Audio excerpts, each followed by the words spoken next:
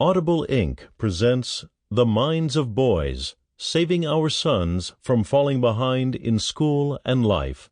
Written by Michael Gurian and Kathy Stevens. Narrated by Darren Stevens. Introduction. You can pull me all you want and I'll stretch, but I won't break. Fantastic Four Comics, circa 1968. When I was a boy, I liked Superman, Batman, and Spider-Man. My school friends and I traded our comic books on the playground, in our backyards, our homes.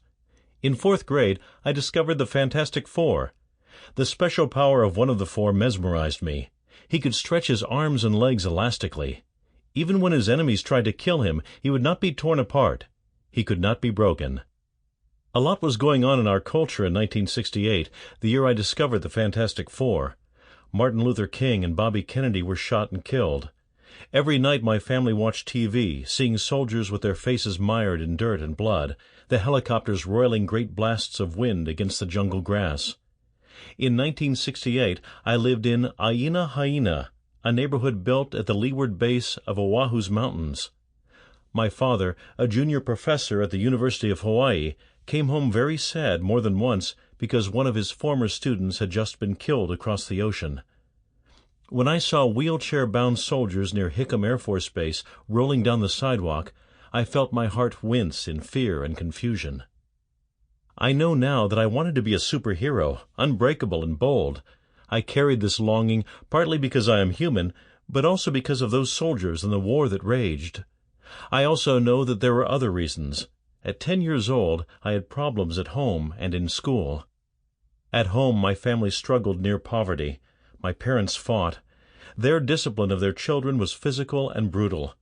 Their marriage struggled, and I began running away from home at 9 years old.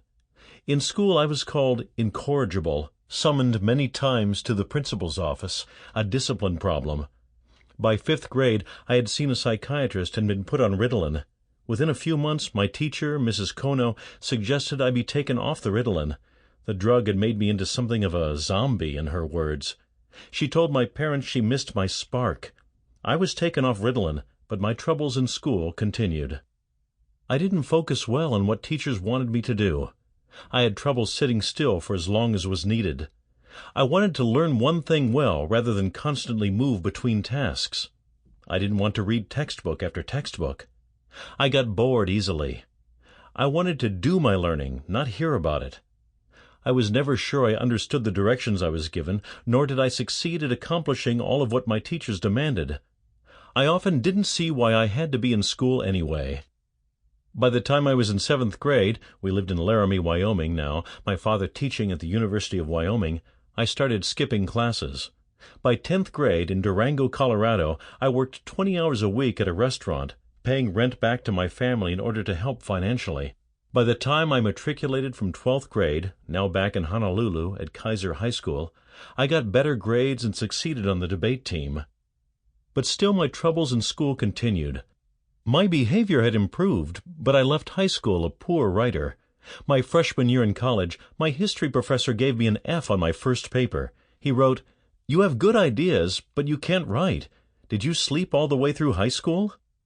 The year was 1976. I remember discussing my ongoing educational failures with a counselor at the University of Hawaii. I told her how I'd been sent to a psychiatrist at 10 years old and given Ritalin. I told her that our family was suffering internal distress. A middle-aged woman with 3 sons of her own, she asked for more information about my schools.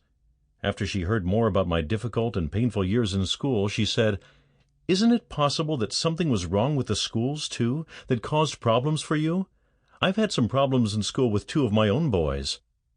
This was a revelation to me, a first hint that the problem wasn't entirely my fault, that something might be wrong with the way our learning institutions educate our sons.